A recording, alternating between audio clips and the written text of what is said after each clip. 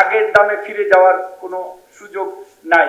Iran ইসরায়েলের tension, এই টেনশনগুলি কিন্তু আন্তর্জাতিক, যেটা আমাদের নিজেদের নিয়ন্ত্রণে না, কিন্তু এটার জন্য আমাদের সাপ্লাই চেইন ইন্টারাপ্টেড হয়, আমাদের আন্তর্জাতিক পর্যায়ে তেলের দাম বাড়ে, বিভিন্ন আন্তর্জাতিক পণ্যের দাম বাড়ে, যেটার এফেক্ট আমাদের বাজারের উপরে পড়ে।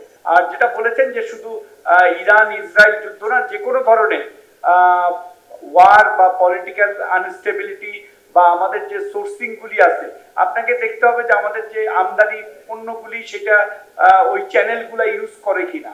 যদি ওই চ্যানেলগুলো ইউজ করে, বিশেষ করে ওপেকের সাথে, মধ্যপ্রাচ্যের সাথে আমাদের পেট্রোলিয়ামের ডাইরেক্ট সম্পর্ক, আর পেট্রোলিয়ামের সাথে আমাদের ট্রান্সপোর্টেশন থেকে আরম্ভ করে বিদ্যুৎ সবকিছুর সম্পর্ক। তো এই জায়গাটায় তো অবশ্যই বাংলাদেশ না, সারা বিশ্ব এই ভলিটিলিটি নিয়ে চিন্তিত। আমরা এই ভলিটিলিটিটাকে কিভাবে আমাদের সাধারণ মানুষকে প্রোটেক্ট করব, সেই জন্য প্রস্তুতি নিচ্ছি। যেটা আমি বললাম, বিকল্প সাপ্লাই সোর্স এবং আশেপাশের দেশ থেকে আমরা যেন নিরবিচ্ছিন্নভাবে নিত্য প্রয়োজনীয় জিনিস আনতে পারি, সে ব্যাপারে আমরা কাজ করে যাচ্ছি আর কি। আমরা চ্যালেঞ্জ আসবে, চ্যালেঞ্জ মোকাবেলাটা করাই তো আমাদের কাজ। সো চ্যালেঞ্জগুলো প্রিডিক্ট করা সবসময় সম্ভব হয় না। কিছু আছে প্রিডিক্টেবল চ্যালেঞ্জ, যেগুলো হয়তো আমরা আগে থেকে ফোরসি করতে পারি। কিছু আছে আনপ্রিডিক্টেবল, কেউ ভাবে নাই যে ইরান হঠাৎ করে ইসরায়েলকে হামলা করবে।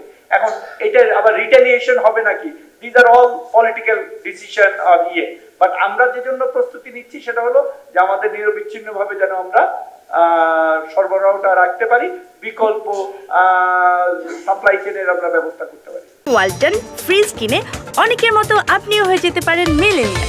সেরা পণ্যের সেরা অফার। যা কিছু করতে হবে সাধারণ মানুষের কথা চিন্তা করে করতে হবে, এবং এই সাধারণ মানুষের কথা চিন্তা করেই যখন আমরা কাজ করব, তখন যারা সাধারণ মানুষের জন্য এসেনশিয়াল কমোডিটি ইম্পোর্ট করে উৎপাদন করে ভোক্তা পর্যায়ে পৌঁছে দেয়, তাদেরকে মানে ইজ অফ ডুইং বিজনেস, তাদের ব্যবসা সহজের জন্য আমরা কাজ করব।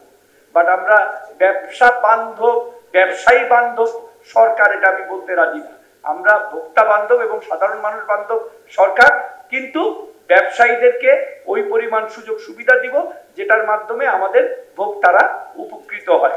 যারা আইন অনুযায়ী ভালোভাবে ব্যবসা করবে এবং ভোক্তার সুবিধা পৌঁছে দেবে, সাধারণ মানুষের জন্য কাজ করবে, তাদের আমরা সব ধরনের সহযোগিতা করব।